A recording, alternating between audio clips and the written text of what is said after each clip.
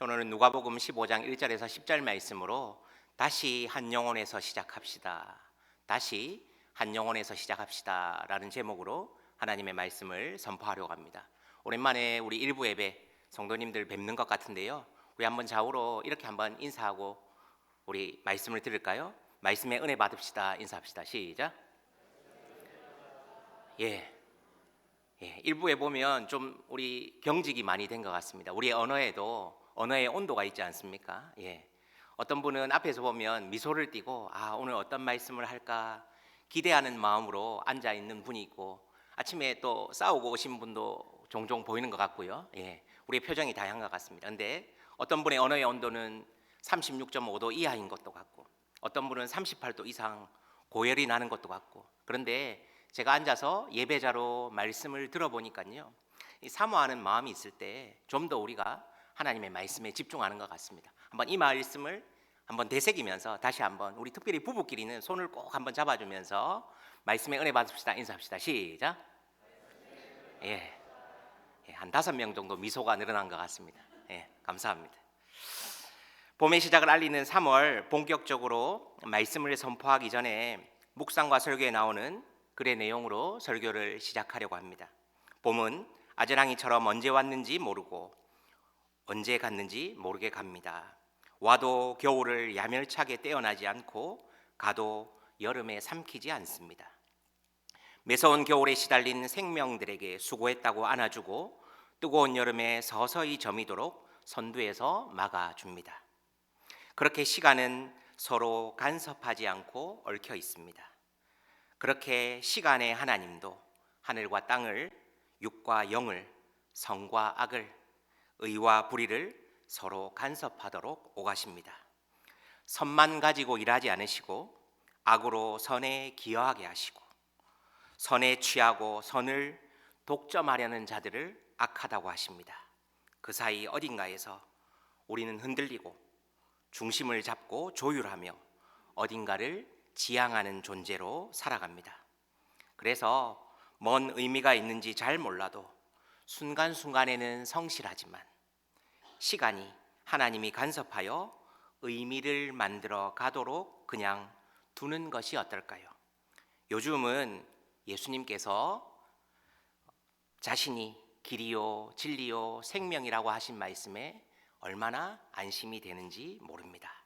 살아계시고 우리와 즐거이 소통하시는 그 예수님이 길이고 진리라면 그 길과 진리가 얼마나 아름답고 다채롭고 신비할지 상상만 해도 좋습니다.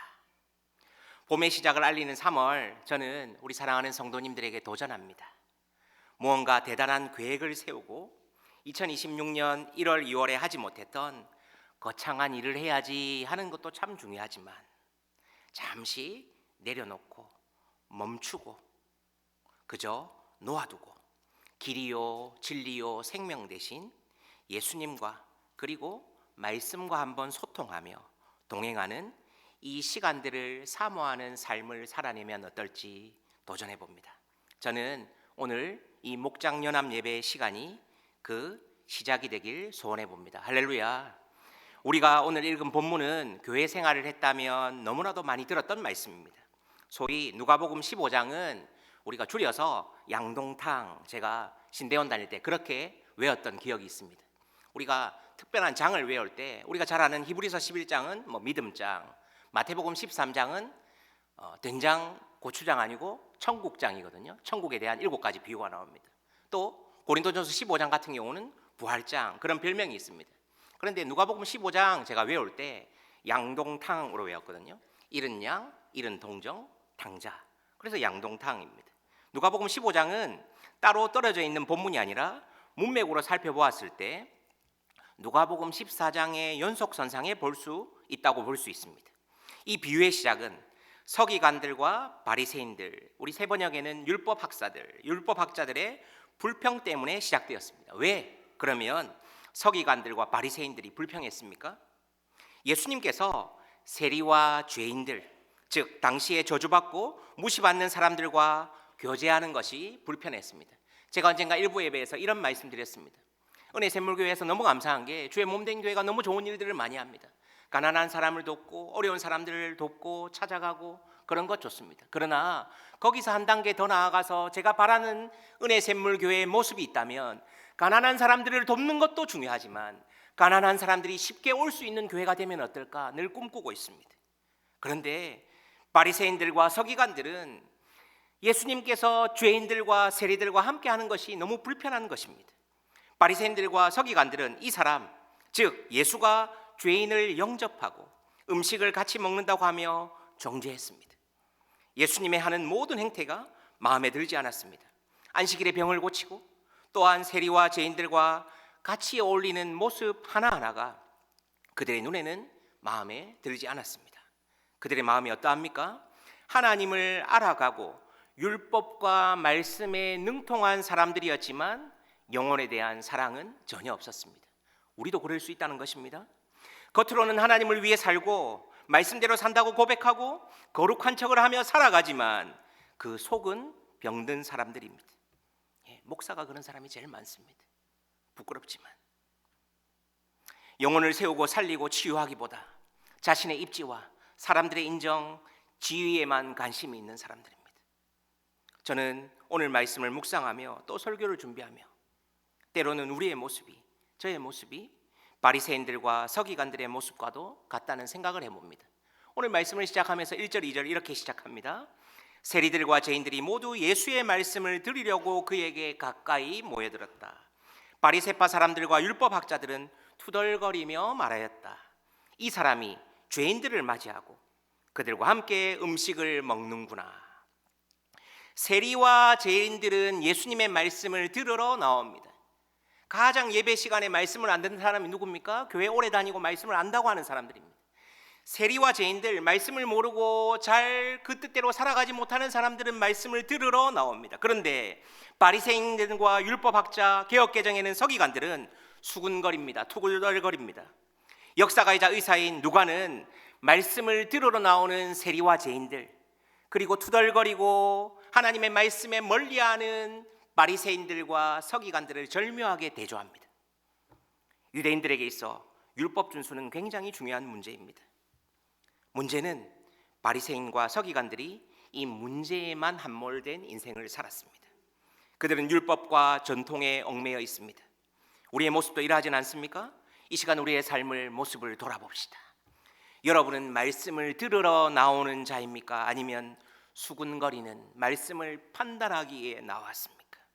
저는 매번 보았던 말씀이지만 1절과 2절을 보며 저의 말씀을, 저의 모습을 한 번 더 생각해 봅니다. 누가복음 15장 하면 벌써 나의 마음에 이런 말씀으로 이런 패턴으로 설교하겠구나 제 머릿속에 벌써 지나가고 있습니다. 어쩌면 수군거리는 나의 모습, 편견을 가지고 신앙생활 오래 했다고 매너리즘에 빠진 나의 모습이 저의 모습입니다. 말씀을 좀 안다고 하는 목사, 교회 오래 다닌 중직자의 모습이 그럴 때가 많습니다. 형식적인 예배, 종교적인 생활에 치우친 것은 아닙니까? 예수님은 누가복음 19장 10절에서 이 땅에 오신 목적과 이유를 분명히 밝히고 계십니다. 이 예수님의 사명 선언문과도 같습니다. 누가복음의 전체 주제와도 같습니다. 무슨 말씀입니까? 인자가 온 것은 잃어버린 자를 찾아 구원하려 함이니라. 이 예수님의 마음 아닙니까? 이제 3절에서 본격적으로 예수님께서는 비유로 말씀하십니다. 예수님께서는 분명히 서기관들과 바리새인들이 왜 그런 문제를 제기하는지 알고 계셨을 것입니다. 그 문제에 대해 접근하는 방식을 예수님은 비유라는 방법을 통해 접근합니다. 성경에서 비유라고 할 때 헬라어로 파라볼레라고 하는데 성경 사전을 찾아보면 헬라어 파라볼레는 옆에라는 뜻의 파라와 던지자 뜻의 볼레가 합성된 단어로 사물을 나란히 놓는다 또는 옆에 두다라는 의미입니다. 이 단어는 원래 넓은 의미에서 짝을 이루는 모형, 유형, 상징을 뜻하는데 신약의 공간복음에서는 예수님의 가르침의 고유한 형태인 비유를 말하고 있습니다. 국어사전에서는 어떤 사물이나 현상을 그와 비슷한 다른 사물이나 현상에 빗대어 표현하는 것이라고 정의하고 있습니다. 비유는 영어 사전에서도 compare이라고 하는데 비교하다, 견주다라는 동사를 사용할 정도로 무엇을 설명하기 위한 목적으로서의 기능을 가지고 있습니다. 예수님의 비유는 진리를 나타냄과 동시에 그 진리를 선명하게 예증하는 그 방법으로 사용되고 있습니다. 특별히 예수님께서는 앞서서 말씀드렸지만 마태복음 13장 같은 곳에 이 하나님 나라를 비유로 많이 사용하셨습니다. 천국은 마치, 은유와 비유를 합해서 우리가 대유법이라고 하지 않습니까? 그리고 그것을 구체화시키는데 예수님께서는 이 비유라는 방법을 많이 사용하십니다. 우리가 지역 교회를 영어로 얘기할 때 우리 은혜샘물교회 같은 교회를 로컬 처치라고 합니다. 그리고 제가 훈련받았던 SFC나 CCC 같은 선교 단체를 처치라는 이름을 붙이는데 아까 파라볼레라고 했지 않습니까? 파라처치 이런 표현을 쓰기도 합니다. 뭐뭐 곁에 있는 교회라는 뜻이죠. 뭐뭐 옆에. 예수님께서는 이제 본격적으로 비유로 말씀하십니다. 첫 번째 비유는 우리가 양동탕 할 때 첫 번째 잃은 양 아닙니까? 잃은 양 한 마리 비유입니다. 예수님은 누가복음 14장에서 수종병 든 환자를 고쳐주신 사건이 나옵니다. 그리고 예수님은 말씀하십니다. 아들이나 소가 우물에 빠졌으면 안식이라도 건져주는 것이 마땅하지 않냐라고 반문하십니다. 바리새인과 서기관들은 병자들이 세상에서 소외받은 자들이 치료받고 구원되는 것에는 관심이 없습니다. 오로지 율법과 자신들의 입지와 인정입니다. 그리고 같은 맥락에서 누가복음 15장에 보면 잃어버린 양 한 마리에 대해 말씀하십니다. 안식일에 무엇을 하느냐 하지 않느냐가 중요한 것이 아니라 안식일의 주인은 예수 그리스도이십니다. 그분이 어떤 일을 했느냐를 살펴보면 되는 것입니다. 예수님의 관심은 한 영혼입니다. 4절 마지막 부분과 5절에 보면 이렇게 증거합니다. 찾을 때까지 찾아다니지 않겠느냐. 찾으면 기뻐하고 자기 어깨에 메고. 이것이 목자의 심정 아닙니까? 잃어버린 한 영혼을 찾아다니는 목자의 심정을 느낄 수 있습니다. 여러분은 잃은 양 하나를 찾는 목자의 마음, 아버지의 마음으로 영혼들을, 목장을 섬기고 있습니까? 잃은 양 하나를 찾았을 때 목자는 이웃을 불러 모아 잔치를 벌이는 모습을 보게 됩니다. 예수님은 잃어버린 한 영혼이 돌아왔을 때 말할 수 없이 기뻐하고 행복해합니다. 잃은 양 하나 찾았는데 마을에 잔치를 벌인다는 것 굉장히 비효율적입니다. 경제적으로는 타산이 맞지 않습니다.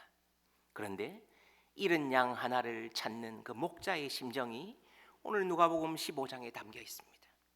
하나님 나라의 관점에서 이 본문을 보면 잃은 양 한 마리를 찾았다는 것은 개인적인 기쁨을 넘어 공동체의 축제로 그 의미가 확장돼 가고 있음을 볼 수 있습니다. 그래서 7절에서 보면 이 의미가 공동체적인 축제에서 더 확장되어서 하나님 나라의 종말론적 축제까지 더 넓혀져 있는 것을 우리는 본문을 통해 볼 수 있습니다. 즉 한 사람의 죄인이 회개하면 회개할 것 없는 의인 99으로 말미암아 기뻐하는 것보다 더하다고 오늘 누가복음 15장 7절에서 말씀하시는 것입니다. 여기서의 주동사는 이 미래 시제를 포함하여 쓰는데 넓은 의미에서 어떤 의미냐면 한 죄인이 돌아오는 것, 그것이 얼마나 큰 기쁨이 되는지를 오늘 예수님은 비유를 통해서 말씀하고 계신 것입니다. 그리고 8절부터는 10드라크마 동전에 대한 비유입니다. 이 비유에는 목자가 아니라 한 여인, 여자가 등장합니다. 이 여자는 10드라크마를 가지고 있습니다. 이 드라크마는 헬라의 은하이며 무게는 4.3g 정도 됩니다. 로마의 데나리온과 비슷한 단위입니다. 즉 무엇입니까? 한 드라크마는 한 데나리온과 비슷한데 노동자의 하루 품삯입니다. 그러면 오늘날로 치면 한 10만 원, 15만 원 될까요? 한 그 정도 될 것 같습니다. 한 세겔의 4분의 1에 해당하는 약 4.3g. 이스라엘에서는 결혼할 때 이 남자가 여자에게 사랑의 증표로 10드라크마를 꿰어 주었다고 합니다. 이 여자가 10드라크마 중 한 드라크마를 잃어버렸습니다. 여자는 불을 켜고 빗자루를 들고 부지런히 쓸어서 잃어버린 동전, 즉 드라크마 하나를 찾게 됩니다. 그리고 9절에서 동절을 찾은 후에 여인의 반응이 나옵니다. 이 6절과 9절의 내용이 거의 비슷합니다. 동전 하나를 찾았다고 해서 잔치를 여는 것, 우리의 상식으로는, 경제적으로는 이해가 되지 않는 부분입니다. 그래서 앞서 말씀드렸던 것처럼 파라볼레, 비유입니다. 잃어버린 한 양을 찾는 것, 동전을 찾는 것, 그것은 개인의 기쁨을 넘어서 공동체적 축제와 기쁨으로 확대되어 묘사해가는 것을 볼 수 있습니다. 회개할 필요 없는 의인 99이라고 착각하고 있는 바리새인들과 서기관들에게 한 영혼, 즉 바꾸어 말하면 죄인 한 사람의 중요성을 예수님은 비유를 통해 우리에게 오늘 말씀하시는 것입니다. 잃은 양 한 마리를 찾은 목자와 드라크마 하나를 잃어버리고 찾은 여자는 그 가치 이상으로 기뻐하는 모습을 본문을 통해 보게 됩니다. 또한 그보다 더 큰 비용을 들여서 주변 이웃들과 잔치를 열어 나누고 있습니다. 결국 목자의 관심, 예수 그리스도의 관심은 한 영혼에 있다는 것을 우리는 오늘 말씀을 통해 보게 됩니다. 이러한 일련의 비유를 통해 예수 그리스도의 관심이 잃어버린 자들에게 있음을 보여줍니다. 예수님께서는 누가복음 4장 17절에서 19절에서 이미 이사야의 말씀을 인용하시며 잃어버린 자를 찾아 예수님이 이 땅에 오셨다는 것을 우리에게 말씀하셨습니다. 선지자 이사야의 글을 드리거늘 책을 펴서 이렇게 기록된 데를 찾으시니 곧 주의 성령이 내게 임하셨으니 이는 가난한 자에게 복음을 전하게 하시려고 내게 기름을 부으시고 나를 보내사 포로된 자에게 자유를, 눈먼 자에게 다시 보게 함을 전파하며 눌린 자를 자유롭게 하고 주의 은혜의 해를 전파하게 하려 하심이라 하였더라. 아멘. 저는 오늘 이 말씀을 묵상하며 작년 말에 보았던 크리스찬 잡지의 표제가 생각났습니다. 다시 한 영혼에서 시작합시다. 그래서 제가 오늘 설교 본문의 제목을 이것으로 잡았습니다. 다시 한 영혼에서 시작합시다. 여러분, 잃어버린 목원, 보이지 않는 우리 사랑하는 동역자들, 다시 한 영혼에서 시작합시다. 다시. 지난 교회에서 청소년 청년 사역을 하면서 주일 예배를 다 마치고 나면 주일 통계표가 옵니다. 이름 하나씩 있고요, 기도 제목도 있고 각 나눔터마다 목장마다 숫자가 쫙 나옵니다. 처음에는 한 명 한 명 아이들의 이름과 기도 제목을 먼저 봅니다. 누가 이런 어려운 일이 있었고 학교에서 어려운 일을 당했고 직장 문제로 여러 가지 관계 문제로 힘들어하고 있구나 먼저 보게 됩니다. 그런데 언젠가부터 숫자가 늘어나고 좀 사역이 되기 시작하니까 아이들의 이름 하나하나 기도 제목부터 보기보다 맨 밑에 있는 숫자가 먼저 보이는 것이죠.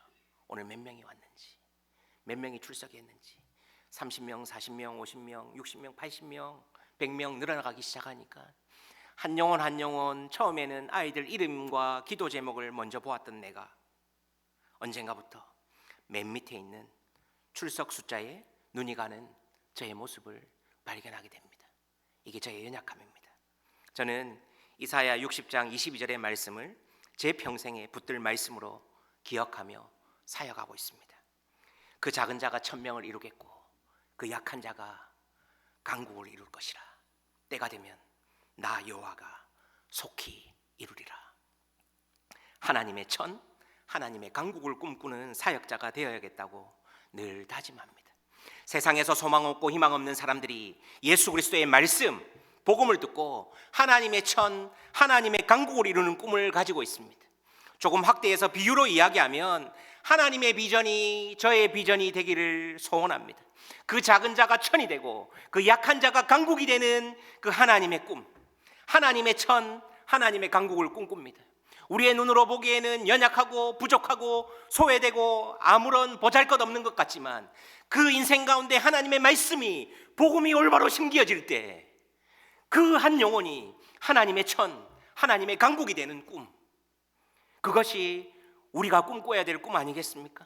이사야를 통해 이스라엘 백성들에게 회복의 메시지로 주신 말씀입니다. 오늘의 말씀의 메시지는 너무나도 감명합니다. 예수님께서는 죄인들과 당시 가장 증오의 대상이었던 세리들과 함께 먹고 마시는 천국 잔치의 모습을 보여줌으로써 상징적으로 하나님 나라는 이런 모습이야 라는 것을 우리에게 보여주는 것입니다. 바리새인들과 서기관들, 율법사들에게 이런 모습을 비유적으로 삶을 통해 보여주는 것입니다.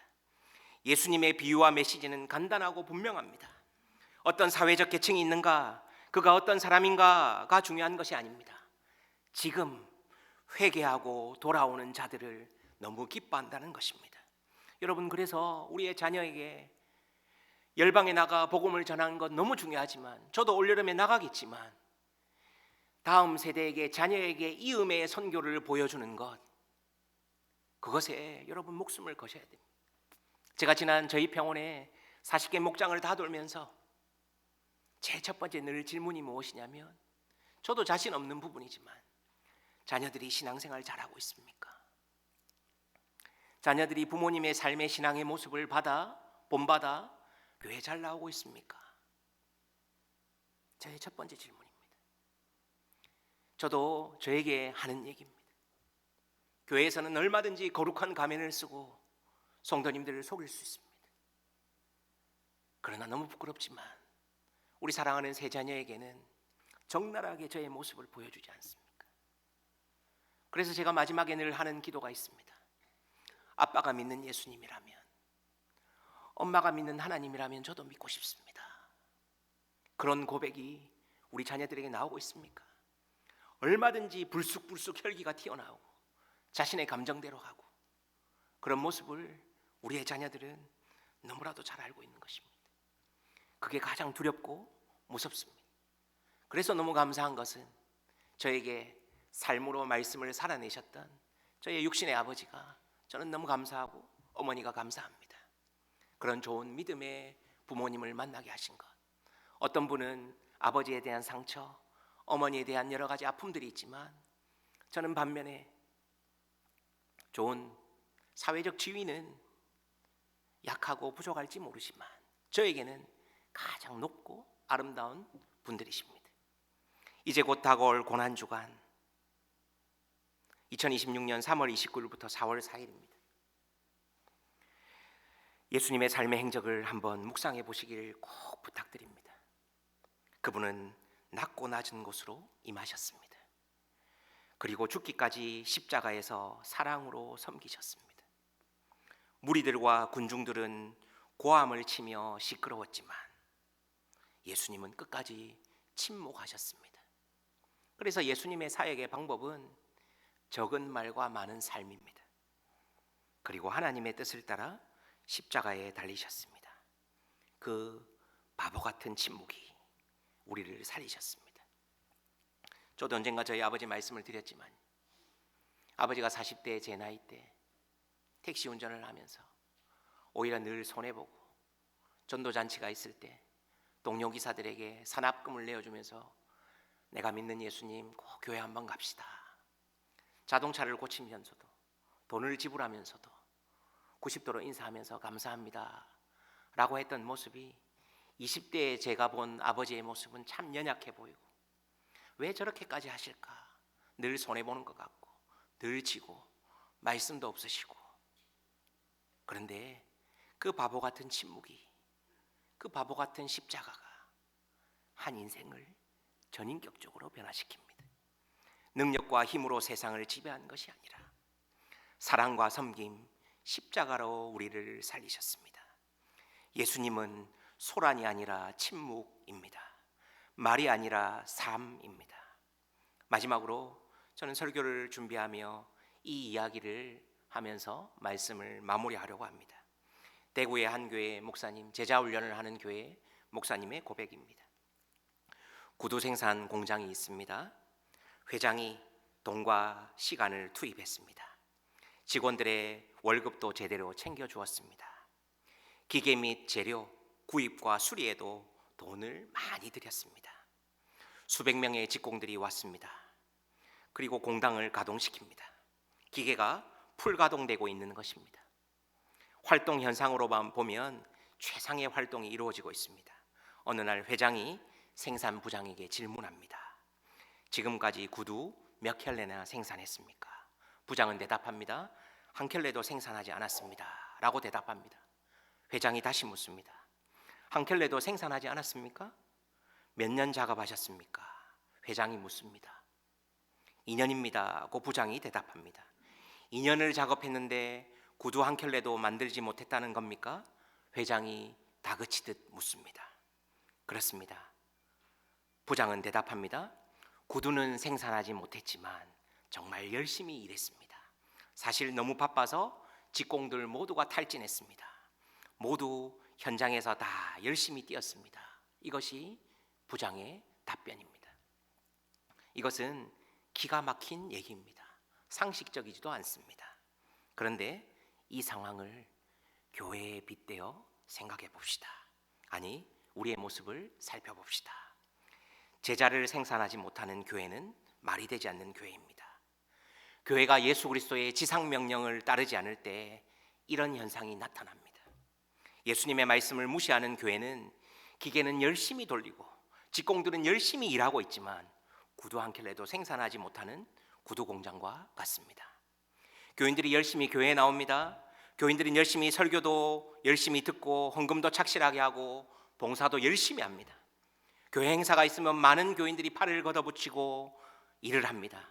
그런데 안 믿는 사람은 한 사람도 건져내지 못합니다. 영혼 구원의 재생산은 없습니다. 안 믿는 사람을 전도해서 교회에 정착하게 하고 양육과 교육과 훈련을 시켜서 제자로 사역을 하게 하지 못합니다. 이런 교회는 생산력이 전혀 없는 교회입니다. 재생산은 고사하고 생산 자체가 없습니다.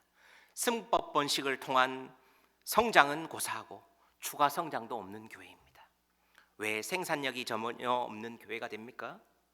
제자 훈련에 대가를 지불하지 않기 때문입니다. 빌리 그레함은 이렇게 말합니다. 구원은 무상이지만 제자도는 우리가 가진 모든 것을 걸어야 한다.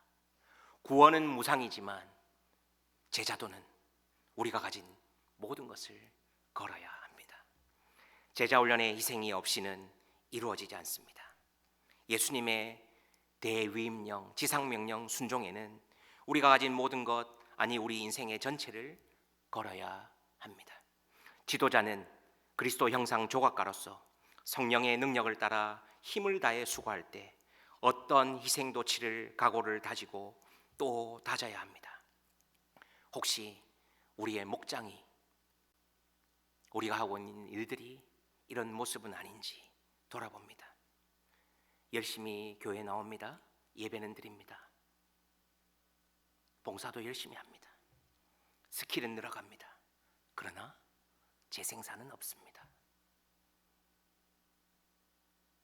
전통과 유산과 추억을 내세우는 박물관 신앙이 된 것은 아닌지 스스로 돌아보기를 원합니다.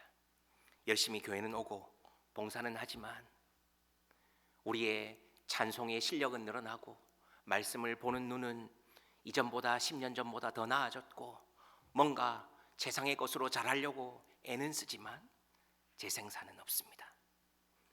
봉사는 하지만 내가 예수님을 닮아가는 제자인지 아니면 그 일에 사역에 집중만 하고 있는지 돌아보기를 원합니다. 사랑하는 성도 여러분, 다시 한 영혼으로 돌아갑시다. 잃어버린 자를 찾아오신 예수님을 닮아 제자의 삶을 살아가는 모든 성도님들 되시길 바랍니다. 무언가 거창한 일을 계획하고 무언가 하나님의 꿈을 열방을 그런 것 참 중요하지만 다시 초심으로, 다시 처음으로 찬양하는 사역들 좀 못해도 괜찮습니다. 그런데 하나님이 우리의 마음의 중심을 보고 계시지 않습니까? 마치 우리의 자녀들이 엄마의 삶을, 아빠의 삶을 여지없이 알고 있는 것처럼 하나님께서 우리의 마음을 알고 계십니다. 우리의 마음의 중심을 보고 계십니다. 어떠한 결과가 아니라 어떠한 의도로 그 일을 하고 있는지 우리 하나님은 알고 계십니다.